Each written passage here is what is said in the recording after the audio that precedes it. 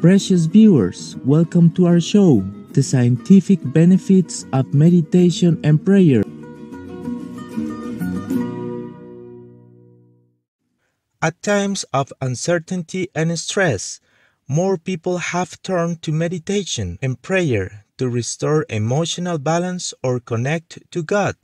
A 2017 survey shows that the percentage of U.S. adults who practice mindfulness, mantra-based, and spiritual meditation tripled between 2012 and 2017, from 4% to more than 14%. Half of the U.S. citizens prayed during the COVID pandemic in the past 3 years, and the world has also been praying for the people of Ukraine, or Ukraine, since the start of the Russian invasion. Despite their long histories, meditation and prayer have begun to transform into something scientific only in recent decades. Numerous studies emerge in the fields of psychology, behavioral medicine, and neurosciences, attesting to the visible benefits of meditation and mindfulness practices. Psychological and behavioral therapy are quick to identify the effectiveness of meditation and mindfulness. Meditation helps to decrease stress, improve concentration, reduce symptoms of depression and anxiety, lessen pain and insomnia, and generate a sense of happiness. Neuroscience, on the other hand, set out to explain the reasons. How can something as simple as holding a yoga posture or doing 20 minutes of sincere prayer achieve so many wonderful things? Is it possible to map meditation experiences in the brain? After she started to learn yoga, Dr. Sarah Lazar made meditation the topic of her first neuroscientific research. It is known that repeated activities such as juggling can change the brain. How about meditation? She wondered. In 2011, her team at Harvard Medical School found that meditation led to the thickening of regional brain gray matter. Her refined follow-up research shows that changes in the thickened areas of the brain mirror the psychological improvements of participants. The first study we did, we recruited a bunch of people from the Boston area, and these were not monks or meditation teachers. These were just average Joes who, on average, practice meditation about 30 or 40 minutes a day. And we put them in the scanner, and we compared them to a group of people who are demographically matched, but who don't meditate.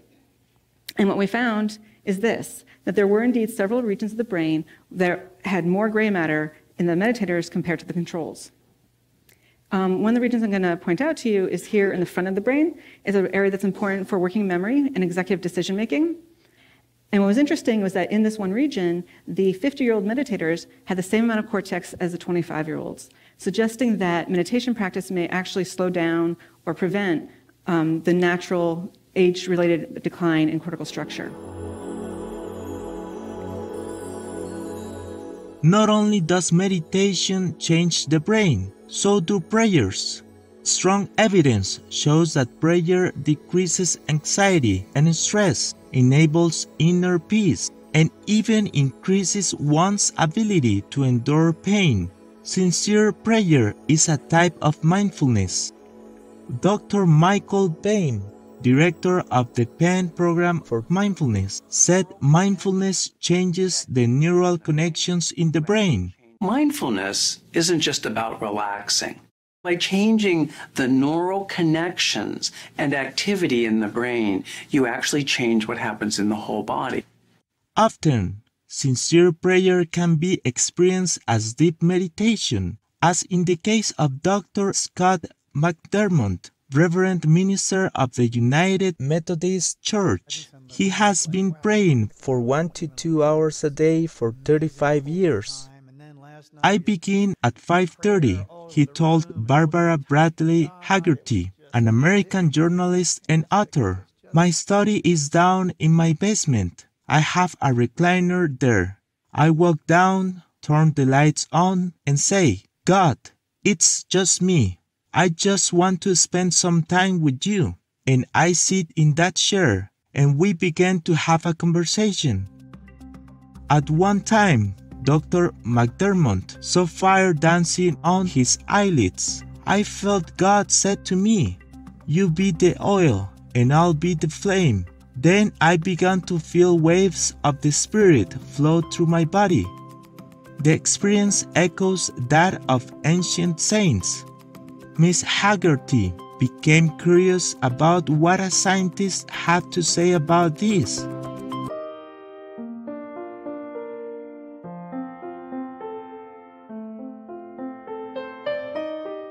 Compassionate viewers, welcome back to our show on the scientific benefits of meditation and prayer. Barbara Bradley Haggerty was inspired by Dr. McDermott's experience. She visited the lab of Dr. Andrew Newberg to witness the brain scanning of the Reverend Pastor during the peak of his prayer. Neuroscientist Dr. Newberg has pioneered studies of the brain activities of various religious individuals and is one of the leading people who coined the term neurotheology as a field of study. He finds that spiritual practices in general, including prayer and mantra-related practices, can profoundly transform the brain. In one of his projects, an older group of 20 who suffer from memory difficulty were taught a brief mantra-based prayer.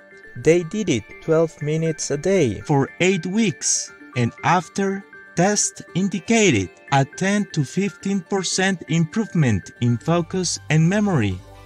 Through SPECT or single photon emission computerized tomography, Dr. Newberg identified specific areas of concentrated brain activities.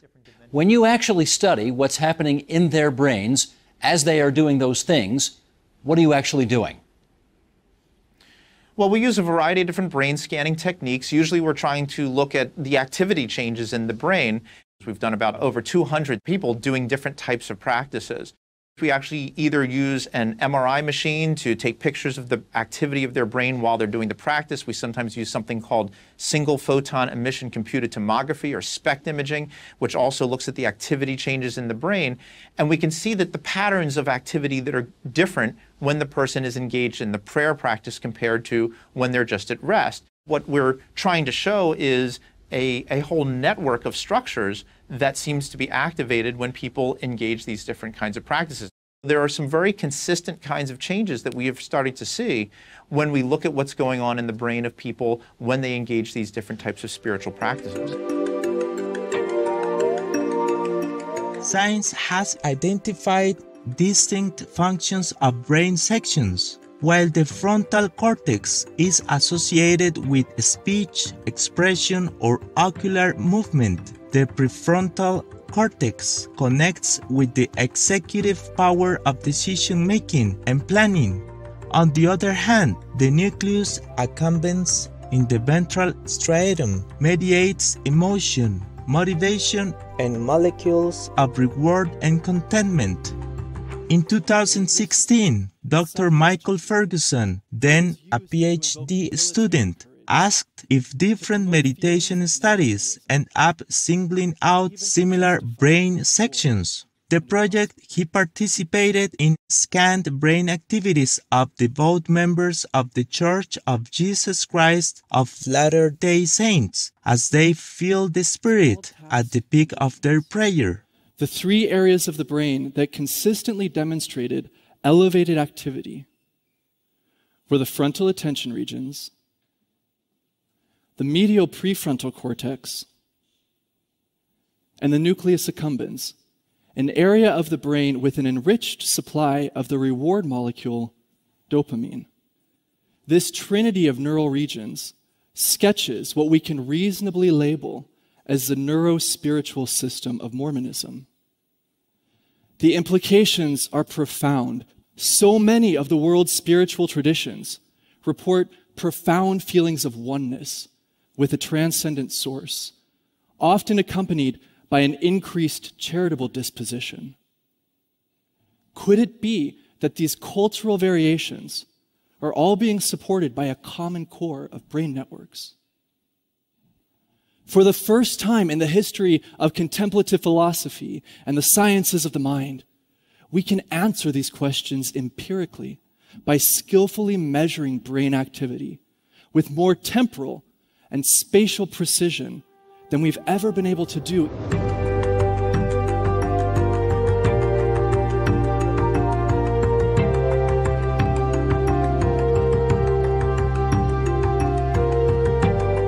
Later studies addressed his question in another way. Do different meditation practices impact the brain differently? Answers to that question are likely to redefine the science of well-being.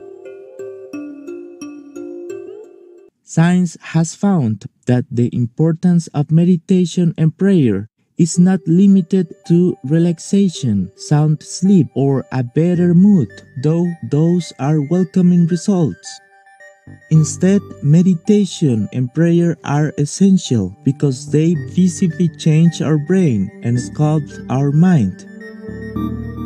An article published in Forbes magazine in 2015, 7 Ways Meditation Can Actually Change the Brain, identifies meditation and prayer as good tools to living a healthy mind and well-being in cognitive, therapeutical, and neurological senses.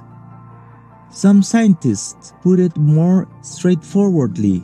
They emphasize the transformative role of meditation and prayer in building a healthier human community and a compassionate world.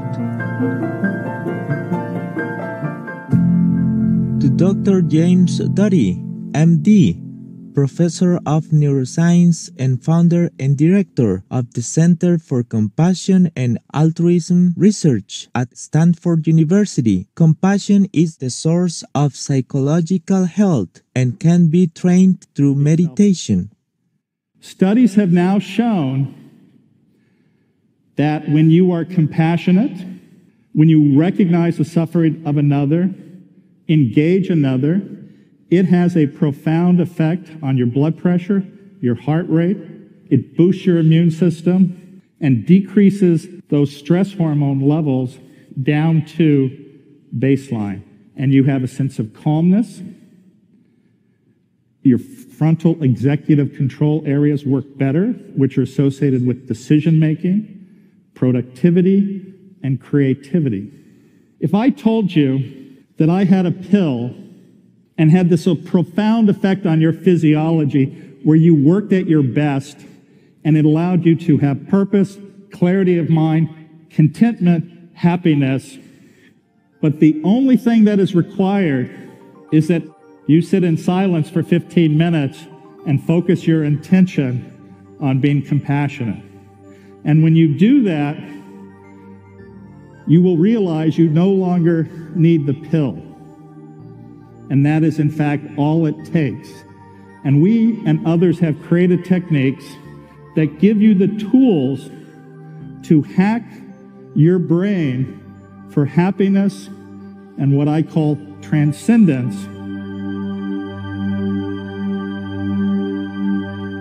Why can meditation and prayer cultivate compassion and kindness? It has to do with the work of brain waves.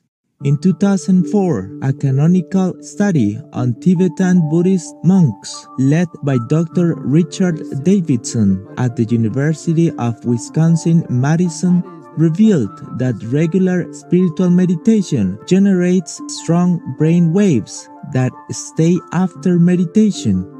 We already know that EEG and MRI-based studies help map out specific brain activity sections during meditation. On the other hand, studies of brain waves observe the electrical currents that take place as messages transmit among neurons. Beta waves, for example, associate with our monkey mind, generating 60 ideas every minute and quickly lead to anxiety. theta, and alpha waves are most often observed in meditation and prayer, associated with the internalization of attention and the state of transcendence. With their higher frequency, gamma waves indicate intense concentration, great strides in inner development, and noticeably profound compassion. What was stunning was that the Olympic level meditators, these are people who've done up to 62,000 lifetime hours of meditation, their brainwave shows gamma very strong all the time as a lasting trait, just no matter what they're doing. Science has never seen it before. When we ask them, for example, to do a meditation on compassion, their level of gamma jumps 700 to 800% in a few seconds. This has also never been seen by science.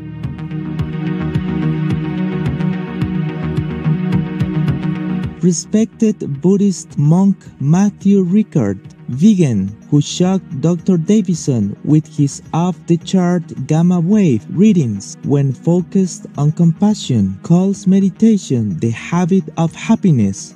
He is dubbed the happiest man, as the neuroscientist identified the high level of activity in a part of his left prefrontal cortex as the source of ecstasy.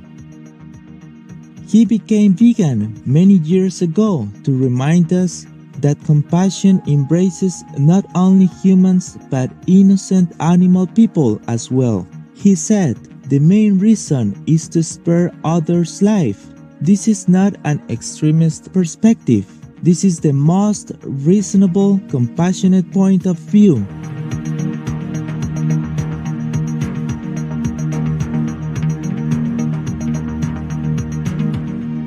Vegan side effect. The angels also like to hang around you.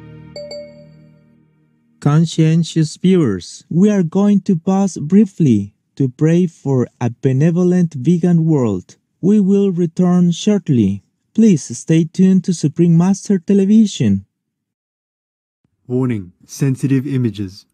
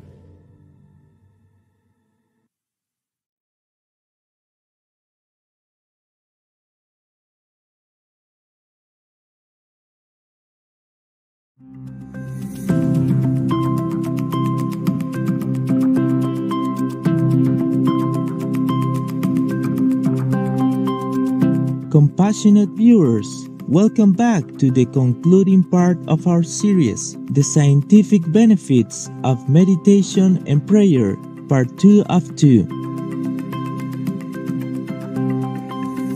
To neuroscientists, Dr. Davidson's discovery unlocks an unprecedented understanding of the plasticity of the brain's ability to transform itself in response to repeated actions is stronger and quicker than expected. As a result, meditation on compassion can therefore sculpt a healthy and compassionate mind. A science of compassion is thus named, which takes meditation for compassion as the key practice of well-being. Amazing, isn't it? The well-being of oneself is now scientifically found in one's compassion for others. Dr. Davidson said it was His Holiness Dalai Lama who years ago inspired him to facilitate neuroscientific studies of kindness and compassion and to create the future he hopes to see. He is by no means the only scientist holding that aspiration. In several public panels, Dr. Davidson further explains why we need meditation to transform the mind and achieve well-being. Meditation teaches us things unattainable from standard education. Knowing about kindness through texts does not necessarily make one kinder, as he sees it. A second form of learning through mindfulness, must be in place to cultivate compassion. Neuroscience teaches us that these kinds of learning operate through totally different brain circuits. This is an example from research that we did where we randomized people to a group that received compassion training for 2 weeks, another group that received training from cognitive therapy. We see systematic differences after just 7 hours of practice. The changes that are displayed here are changes in a circuit that involve the prefrontal cortex and the ventral striatum, a circuit very important for certain kinds of positive emotions, which gets strengthened after just this short amount of practice. So these and other kinds of data indicate that the brain really can change quite quickly, and with systematic practice, they will endure. We view this as an urgent public health need. Never before has science affirmed the importance and value of meditation and prayer in such a clear, powerful way.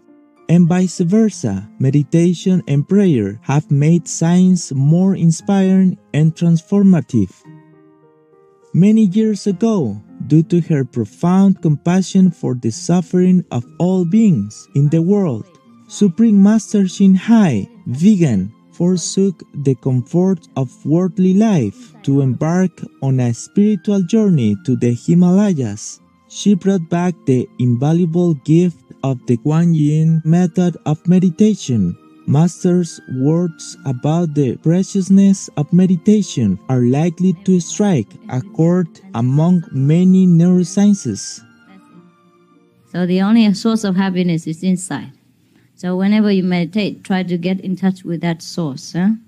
For your sake, for your own happiness, contentment, satisfaction, you must always try to get in touch with that joyful center, which is inside all of you.